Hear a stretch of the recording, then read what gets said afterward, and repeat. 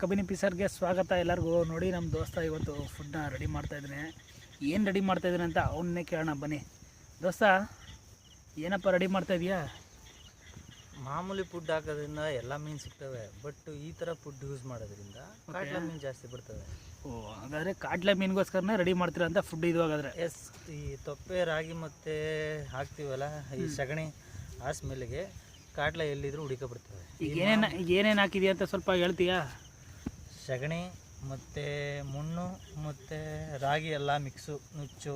Okay, ಈ ಮಿಲ್ಲಲ್ಲಿ ಸಿಗುತ್ತೆ ಆ ಥರ ಬೆರಕೆ, ಅದೆಲ್ಲ ತಂದು ಈ ಥರ ತೊಪ್ಪೆ ಮಾಡಿ ಉಂಡೆ ಹಾಕಿ ಚೆನ್ನಾಗಿ ಕಲಸಿ ಓಕೆ ಈ ಥರ ಮುದ್ದೆ ಮಾಡಿ ಈಗ ಇಟ್ಬಿಟ್ಟು ಹೋದರೆ ಈ ರಾಗಿ ಏನಾಯ್ತವೆ ಒಳಗಡೆ ಮಣ್ಣೆಲ್ಲ ಬಿಟ್ಟಾಗ ತೊಪ್ಪೆ ಎಲ್ಲ ರಾಗಿ ಕೆಳಗಡೆ ಅಂಟ್ಕೊತವೆ. ಓಕೆ, ಆಗ ಮೀನುಗಳು ಏನು ಮಾಡ್ತವೆ, ಆ ರಾಗಿ ಮೇಯಕ್ಕೆ ಬರ್ತವೆ. ಅದರಲ್ಲಿ ಜಾಸ್ತಿ ಕಾಟ್ಲಾ ಇಂಥವನ್ನೇ ಜಾಸ್ತಿ ಮೇಯೋದು. ಓಕೆ, ಈ ಕೆಲವರು ಬೇರೆ ಕಡೆ ಫುಡ್ ಹಾಕ್ತಾರೆ, ಬರೀ ಕಾಟ್ಲಾ ಸಿಗಲ್ಲ. ನಾವು ಕಾಟ್ಲಾ ಹೊಡಿಯೋಕ್ಕೋಸ್ಕರ ಈ ಥರ ಫುಡ್ ಮಾಡಿ ಐಡಿಯಾ ಮಾಡ್ತಾಯಿದ್ದೀವಿ. ಇವಾಗ ಕಲಿಸ್ಬಿಟ್ಟು ಏನು ಮಾಡ್ತೀರಿ? ಇದು ಕಲಿಸ್ಬಿಟ್ಟು ಸ್ವಲ್ಪ ಗಟ್ಟಿ ಆದಮೇಲೆ ಒಳಗೆ ಹಾಕ್ತೀವಿ. ಬೆಳಗ್ಗೆ ಬಂದು ಬೇಟೆ ಶುರು ಮಾಡ್ತೀವಿ. ಬೆಳಗ್ಗೆ ಅಂದರೆ ನೀವು ಮೀನು ಹಿಡಿಯೋಕ್ಕೆ ಮುಂಚೆ ಅಂತಲೇ ಈ ಥರ ಮಾಡ್ತೀರಿ? ಹಾಂ ಹೌದು. ಈಗ ಹಾಕ್ಬಿಟ್ರೆ ಅದೇನಾಗುತ್ತೆ, ಎಲ್ಲ ಮೇಯ್ತಾ ರೂಢಿಯಾಗಿ ಇಲ್ಲೇ ಓಡಾಡ್ತಾ ಇರ್ತವೆ. ಓಕೆ, ಬೆಳಗ್ಗೆ ಬಂದಾಗ ನಾವು ಫುಡ್ ಹಾಕಿದಾಗ ಏನು ಮಾಡ್ತೇವೆ, ಅವು ರಾತ್ರಿ ರುಚಿ ನೋಡಿರ್ತಾವಲ್ಲ, ಆಗಲೇ ಹೊಡಿತವೆ.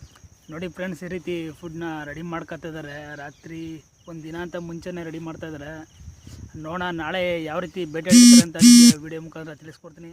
ಎಲ್ಲರಿಗೂ ನಮಸ್ಕಾರ, ಧನ್ಯವಾದಗಳು.